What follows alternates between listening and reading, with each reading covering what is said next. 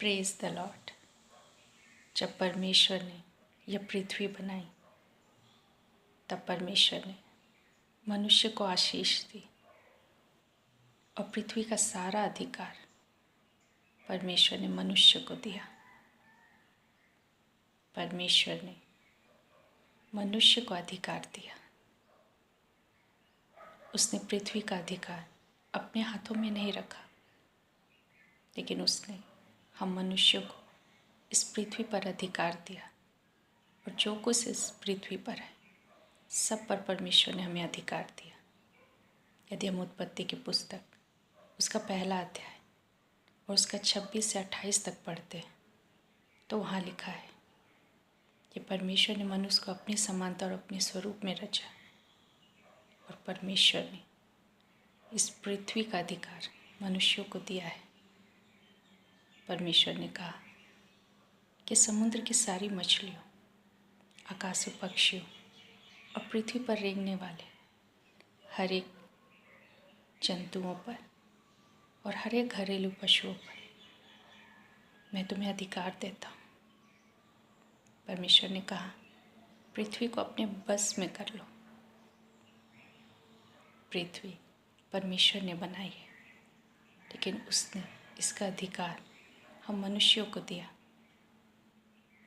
जब तक हम परमेश्वर की आज्ञाओं में रहते हैं, परमेश्वर को सुनते हैं, उसके अनुसार जीवन जीते हैं, तब हम इन अधिकारों को पूरी रीति से इस्तेमाल कर सकते हैं, क्योंकि ये अधिकार परमेश्वर ने हमें दिए। लेकिन जब आदम और हवा ने शैतान को सुना, शैतान की बातों को ग्रहण किया और उसके अनुसार चलने लगे, तब उन्होंने अपना अधिकार और इस पृथ्वी का अधिकार शैतान के हाथों में दे दिया। क्योंकि हम जिसकी बातों को सुनते हैं, जिसकी बातों पर चलते हैं, जिसके कहे अनुसार हम उसके पीछे चलते हैं, उन्हें हम अपने जीवन में जगह देते हैं। उनके लिए हम प्रवेश द्वार खोलते हैं और हम उन्हें अधिकार देते हैं कि वो हमारे जीवन में आए। और जब कोई व्यक्ति या स्वयं शैतान जब हमारे जीवन में आता है तो वो अपने प्रभाव को छोड़ता है, वो अपने गुणों को छोड़ता है।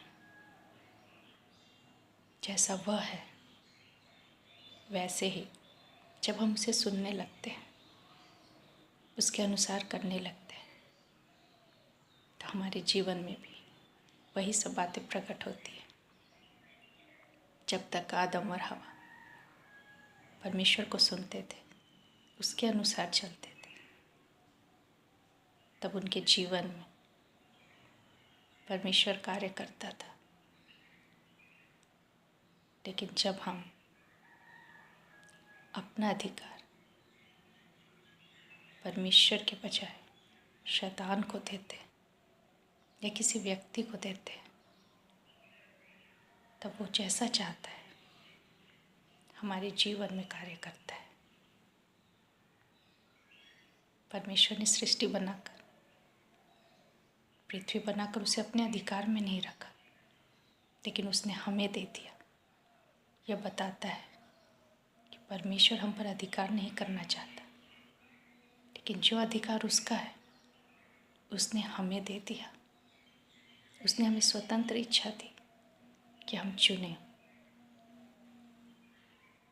लेकिन शैतान हमें चुनाव नहीं देता, लेकिन वो अपने अधिकार को हमारे जीवन में लेकर आता है ताकि वो हमें अपने अनुसार चला सके। हम जब भी अपना अधिकार किसी को देते हैं तो हम अपने जीवन में उसे अधिकार देते हैं, उसे आने का अधिकार, काम करने का अधिकार, हम पर प्रभाव डालने का अधिकार। आज हमें ध्यान देना है कि हम किसे चुनते हैं। परमेश्वर ने हमारी सृष्टि की और परमेश्वर ने हमें आशीष दी, ताकि हम फल फूल सकें, बढ़ सकें। लेकिन शैतान की ऐसी इच्छा नहीं। वो नाश करने, घात करने आता है, चुराने आता है।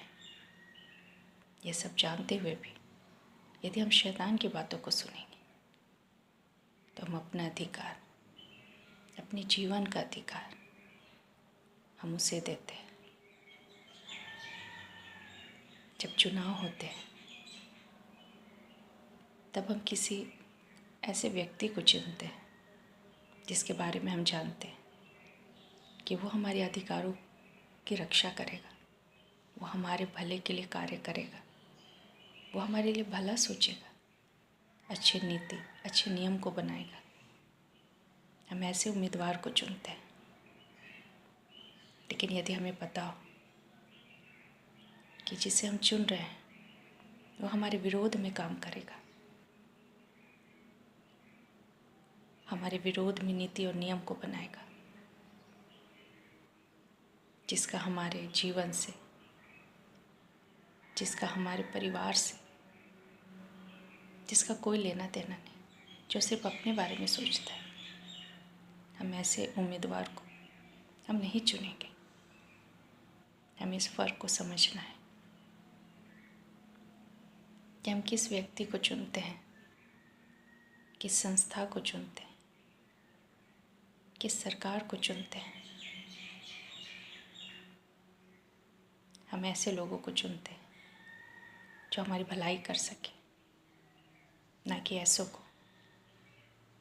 जो हमारे जीवन में परेशानियां लाए। जब भी हम किसी संस्था को चुनते हैं तो हम अपने जीवन का अधिकार उन्हें देते हैं, अपने जीवन के कुछ क्षेत्रों का उन्हें अधिकार देते हैं। यदि हम अपने धन से जुड़े हुए विषयों को किसी संस्था को देते हैं, किसी बैंक को, या धन से जुड़ी हुई किसी भी संस्था को जब हम देते हैं तो हम उन्हें अपने धन पर अधिकार देते हैं। जब हम अपने बच्चों को किसी स्कूल में डालते हैं तो हम अपने बच्चों का अधिकार उन्हें देते हैं कि वो अपने अनुसार उन्हें पढ़ाए, अपने अनुसार उन्हें सिखाए। जब हम किसी व्यक्ति से दोस्ती करते हैं तब हम उन्हें अपने जीवन में अधिकार देते हैं, और जब वो आते हैं तो अपना प्रभाव हमारे जीवन पर डालते हैं। हम उनसे प्रभावित होते हैं और कहीं ना कहीं हमारे जीवन पर उनका कुछ ना कुछ अधिकार हो जाता है। शैतान भी इसी प्रकार से हमारे जीवन में प्रवेश करता है।